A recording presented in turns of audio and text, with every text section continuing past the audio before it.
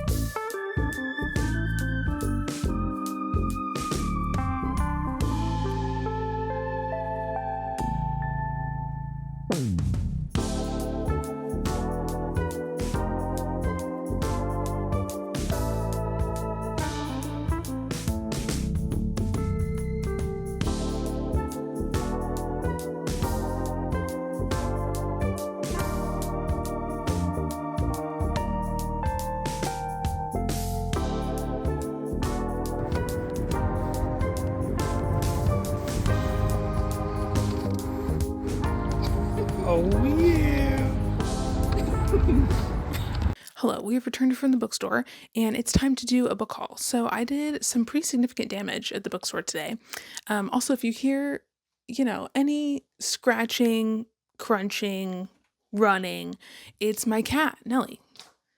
She's got the zoomies. Anyways, into the book haul. So the first book that I got is one I've never heard of before because I was trying to kind of branch out and not just look at like the big new releases that I knew were probably going to be there, but I also wanted to look at some things that I'd never heard before. So this first one that I got is called Blood Test. And originally I was drawn to this because it has this magnificent little rat on the cover and he's like in a crystal ball. Like, what a cover. We love to see her. Fun little spine, fun little color on the back. Anyways, but the thing that really got me about this is that on the inside flap, the little tagline says that this is a comic novel about a divorced Midwestern dad who takes a cutting-edge medical test and learns that he has a predisposition to murder. So basically, in this world, there is like this new fancy blood test that comes out, and this guy decides to go and take it because it's this like cutting-edge thing or whatever. And the blood test tells you like a lot of stuff, but one thing that it tells him is that he's like predisposed to be like a murderer or a serial killer or something like that. And so he just kind of has to live with that. And it's supposed to be funny though. And that was kind of the part that really intrigued me, is like, how do you take that premise and then also make it like really funny too? Anyway, so it's about this guy in the Midwest and he's divorced. And so we get to hear about like this hot subcontractor that his ex-wife left him for, and his teenage kids who are like exploring their sexuality, and then our main character Brock's life and all the drama in it and all of that. So anyways, I thought this sounded really good. It's also like fairly short too. So anyways, I never heard anybody talk about this, but it's a recent release. I believe it just came out in 2025. Let me see if I'm talking out of my ass or if that's actually the truth. This is a treasure hunt. This is a professional operation. Okay, no, this is a 2024 release. That's interesting. Yeah, so never heard anybody talk about this, but I thought it looked really cool. And then I also picked up the new book from Bryn Weaver, which is Scythe Sparrow, and I got the really cool Barnes& Noble edition, so it's got all this fun orange foiling on the cover. So this is book 3 in her like Butcher and Blackbird series, and this one I know for a fact just came out, and it's about the third brother. His name is Fionn, and he's a doctor. And so in the first couple of books, he's the youngest brother. He's really funny. And the other two guys are more of like these hardened killers, you know, and he is a little bit more lighthearted. And so the back says that Fionn is running from a broken heart when he hopes to mend in a small town in Nebraska, far away from his almost fiance and his derailed surgical career. And in this town, there is a circus. And part of this circus is this performer, and her name is Rose Evans, and she is like a motorcycle performer, hence the motorcycle on the cover. But basically, they fall in love when she has some kind of like injury during the show and she ends up with a broken leg. And so, of course, she has to go and consult the like hot, nerdy doctor in town to fix her leg. And in the second book, we see her around with him at his brother's house, and she's on crutches, and she's like this hot, I think she's got like tattoos and stuff. Anyways, but that's kind of their little romance. But I'm really excited about this. The other two books in the series are really good. There's always like lots of good sexual tension and banter in these, and the other books also have a lot of like seedy underground stuff going on and like killing scenes. And this guy's older brothers are both big time killers. One of them in the first book, he's a serial killer, and then the other brother is basically like a hired killer. And this guy is more of the like soft golden retriever brother in the group. So anyways, I'm really excited about this. And then I also grabbed another one that is absolutely stunning, and it's called Dreadful. So let's take a minute for this cover because she's stunning. And then ooh, a sprayed edge. We love to see her. And then, ooh, cute little illustrations on the back. But this one, I need to refresh myself on what this is about. Oh, okay. The back says it's bad enough waking up in a half-destroyed evil wizard's workshop with no eyebrows, no memories, and no idea how long you have been there before the dread lord whomever shows up to murder you horribly and then turn your skull into a goblet or something. It's a lot worse when you realize that dread lord whomever is you. Gav isn't really sure how he ended up with a castle full of goblins or why he has a princess locked in a cell. All he can do is play along with his own evil plan in hopes of getting his memories back before he gets himself killed. But as he realizes that nothing, from the incredibly tasteless cloak adorned with flames to the princess, is quite what it seems, Gav must face up to all the things the dread lord Gavarax has done. And he'll have to answer the hardest question of all: who does he want to be? So basically, we're following this guy who's an evil wizard. Something happens to him, and he wakes up and has total amnesia and doesn't remember anything about who he is or why he's doing the evil things that he's doing. And I just thought that sounded really interesting. Also, one thing that I always do whenever I'm at the bookstores, especially like a big one like Barnes& Noble, is any book that I'm interested in, I always make a point to like read the first sentence. And if it's a really good first sentence, I'm like 10 times more likely to buy the book. If it doesn't have a good first sentence and it can't pull me in from the first page, then I won't buy it because I don't want to pay full price for something that I don't think I'm going to be really into from the jump. So I remember this one also had a really good first line, and it also just is really cute and has a lot of little cute illustrations in it and stuff. But the first sentence is, he woke up with no eyebrows and no idea how he'd gotten into such a position. Doesn't that like bring you in? I'm like, okay, King's got no eyebrows. I don't know what's going on with him. I want to know about this man. You know what I'm saying?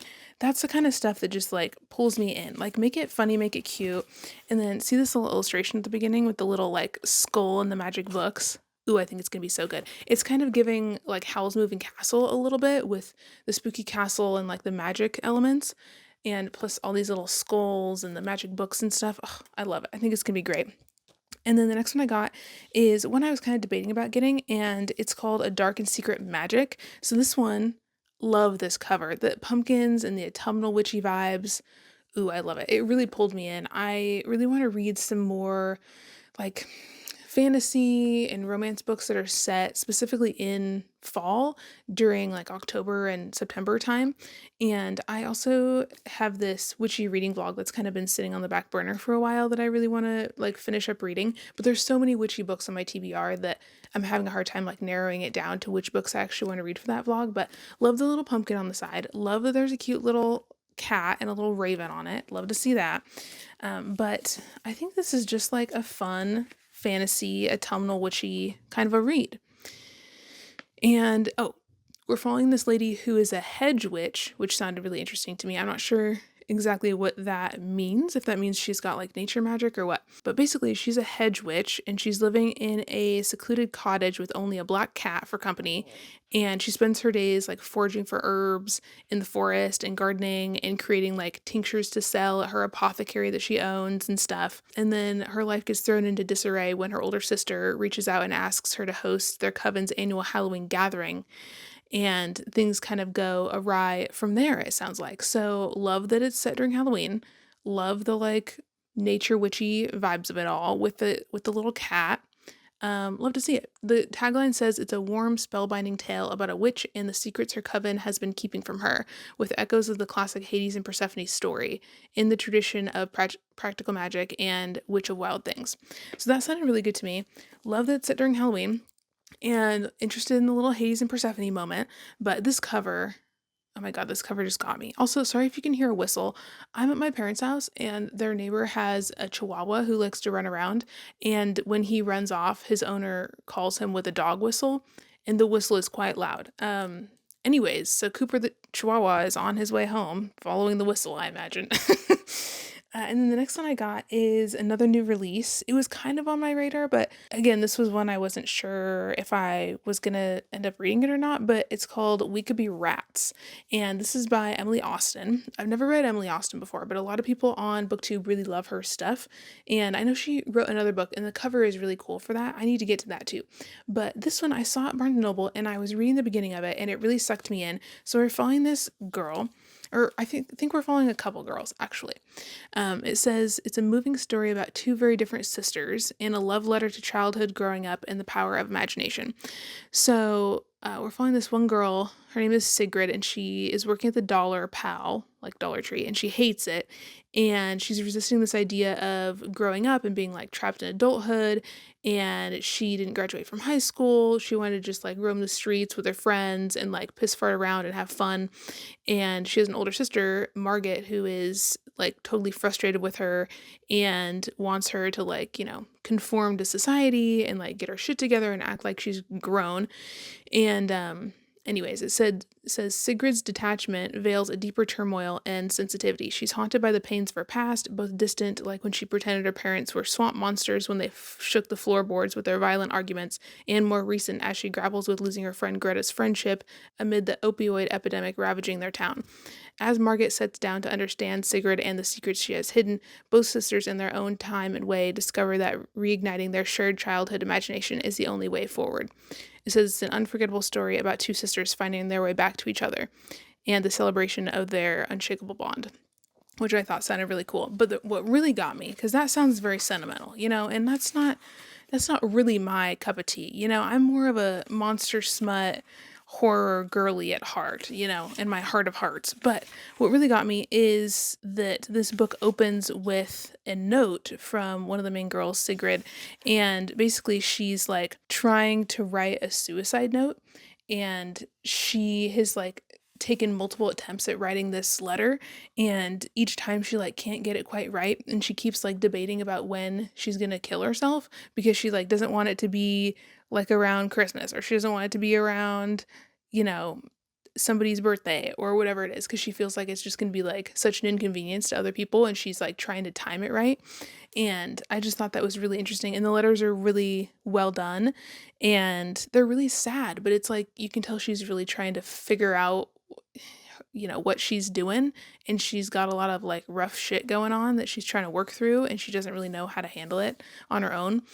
Anyways, you can tell from the beginning, it's like gonna gut you like a fish, but it's beautifully written and it just pulled me in from the jump. And this cover, love it, love to see it. Also, it's called We Could Be Rats because she's talking about in the beginning, the rat from, oh, I don't remember what his name is. I'll put a picture of him up here.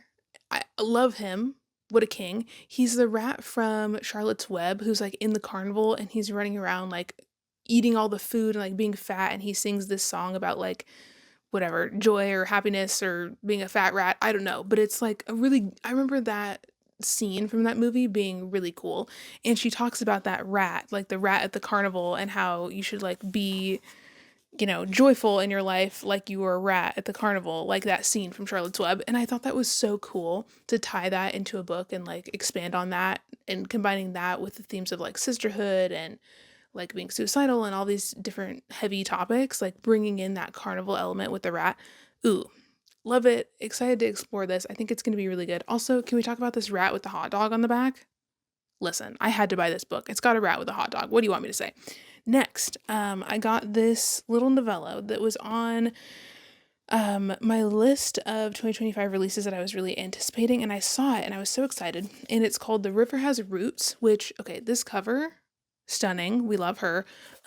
Love the little back part, but there's also illustrations in here, which I was not aware of when I added it to my TBR, but the illustrations are like really cool and pretty. Like, look at this. You have to see this art. Isn't that just stunning? And so the writing is like incorporated on the page with the illustrations. Ooh, love it. Love to see it. Okay, let me show you this other one too. Look at this first illustration. Isn't that just stunning with these trees and like the river and everything? Ooh, I love it. Love to see it. So the synopsis says, in the small town of Thistleford, on the edge of Fairy, the mysterious Hawthorne family tends the willow trees there. For as long as anyone can remember, the Hawthorns have paid tribute to the willow trees, honoring an ancient compact to sing to them in thanks for their magic. None, though, have taken up this calling more devotedly than the family's latest daughters, Esther and Yasabel, who cherish each other as much as they cherish the trees. But when Esther rejects a forceful suitor in favor of her lover from the land of Fairy, not only the sisters' bond, but also their lives will be at risk. And the tagline says, "Oh, what is stronger than death? Two sisters singing with one breath." Ooh, that's beautiful. Okay. So it's about these two sisters who have to fight off this creepy suitor because he got turned down. Honestly, isn't that like every story? The girly pops having to come together because some man doesn't know what no means. Ain't that just the way? But honestly, love that it's such a short novella. I think it's going to be really magical. I think it's going to have a lot of like fun nature magic vibes. And then also maybe some like feminist, strong girly pop themes. Love to see it. Stunning. Super excited about this. Another one that I got, the last couple are horror because I had to get some spooky books. So this one, kind of interesting, it's called Cuckoo by Gretchen Felker Martin. So this book, I am honestly like a big frequenter of Jordaline Reese's channel, and I remember she read this and she said that she really liked the majority of it but didn't like the ending. And I remember her talking about how good the writing was in this book, and I saw this, and I've never read this author before. This is also the author who wrote Manhunt, which I've been meaning to read as well, and I'd like to read that book maybe for like a feminine rage like vlog or something like that. Maybe like a man repellent reading vlog. I don't know. There's an idea in there somewhere. But I saw this one and I just kind of was reading the beginning and it sounded really good to me. So the back says, something evil is buried deep in the desert. It wants your body. It wears your skin. In the summer of 1995, 7 queer kids abandoned by their parents at a remote conversion camp came face to face with it. They survived, but at Camp Resolution, everybody leaves a different person. 16 years later, only the scarred and broken survivors of that terrible summer can put an end to the horror before it's too late. The fate of the world depends on it. So I remember Jordaline saying that the majority of this book is set in that summer of 1995 when the 7 kids are young, and then at the end it switches back to when they're adults, and there's just like a small portion that's written from their adult POVs, and that piece wasn't as good. But I'm still really interested in this. I have not read any of the horror books that are set at like a conversion camp, and I know that there's a few out, but I haven't gotten around to reading any of them yet. But also, this is a horror novel that's set in the desert, and I've been really into those lately. I read Mary, like last year for book club with my friend Richie, and it was so good and it was so creepy. And I've read a few others as well that have that like creepy desert setting, and I really want to read more books like that. And I also feel like this might be a good read for Summerween, because Gabby from Gabby Reads just announced like the Summerween readathon, and it has kind of this like desert theme. I think it's more of like an Area 51 aliens in desert kind of vibe, but I mean, if it's set in the desert, in the summer with some queer kids at a camp, I think that would be a really fun read for summer. So, I'm kind of working on building my Summerween TBR right now. So there's a possibility that this could like sneak its way in there. But I remember I was reading the beginning earlier at Barnes and Noble, and the writing was just interesting. You know, it was just one of those things where it pulled me in, and I was like, okay, this is an author I've been wanting to check out for a while. I think I want to pick this up. Okay, so the beginning, the first chapter is called The Good News, and it says it's opening in Angels Climb, Montana in 1991. So the beginning says Monica Howard couldn't stop cleaning. It was 2 days until her daughter Casey, 17 and 3 weeks, came home from camp, a thought that nagged at the back of her mind every moment she wasn't scrubbing, sweeping, tidying, mopping, or folding something. If the house is clean enough, her subconscious whispered to her as she lay awake most nights beside her husband, Wayne's snoring bulk, then maybe it will be all right. Maybe Casey's problems will be cleaned up too. She didn't know what Wayne had paid that place in the desert. He didn't like to worry her with things like that, but she knew it was a lot because she'd heard him talking it over with Cal in the den one night just before the camp's people came for Casey. It's an arm and a leg, Cal, but I'll be goddamned if any girl of mine turns. Okay, I'm not going to say the next part because it's really homophobic, but interesting. This is going to be a dark, messed up book, but I am very curious about like the queer kids in the camp in the summer and the spooky desert shit. The back also says it's a tense and frightening, visceral masterwork of body horror, thrumming with high octane viciousness. Love a body horror. Anyways, the last book on this little haul is the new book from Grady Hendrix, and it's called Witchcraft for Wayward Girls. So if you hear scratching, it's Nellie Bell. She's in her new cat tree. I'm going to show you a picture of this cat tree. My dad and I just finished building this cat tree the other day, and you'll probably see it in a vlog before you see this video, but anyways, sick cat tree that we just built. So she's like running around with the zoomies, having the time of her life. Anyway, Witchcraft for Wayward Girls. So let's take a minute because she's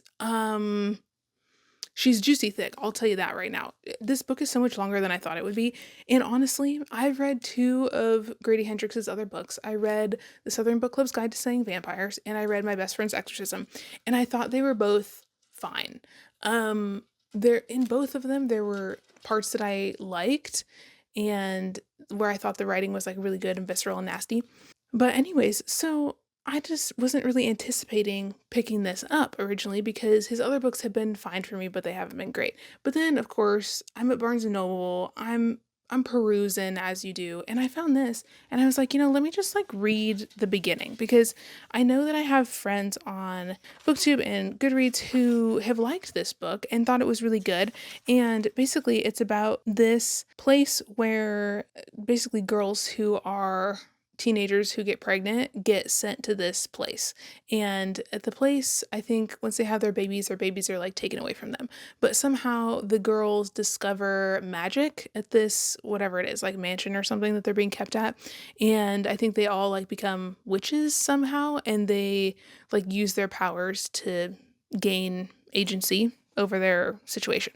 That's kind of all that I really know. And then after the introduction, there's a little letter, and the letter says, "Sit, listen. I need you to understand what they did to us when we were girls. That's the important thing you have to remember. We were unsocialized girls, fast girls, loose girls, emotionally immature girls, girls who grew up too fast.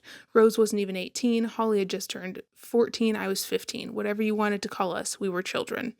Doesn't that just give you chills from the jump? So it opens with that letter after his introduction that felt very self-aware. And it just, it did the thing. It went and got me by the throat. And so I had to buy it. And I'm just curious. Again, I have a witchy vlog coming up. I want to do some more like spooky vlogs this fall. And so I thought this would just be really good. Also, I love the hand in the lava lamp. Something about that imagery is really cool. And there's also all these like little gold moths on it, if you can see that. Stunning.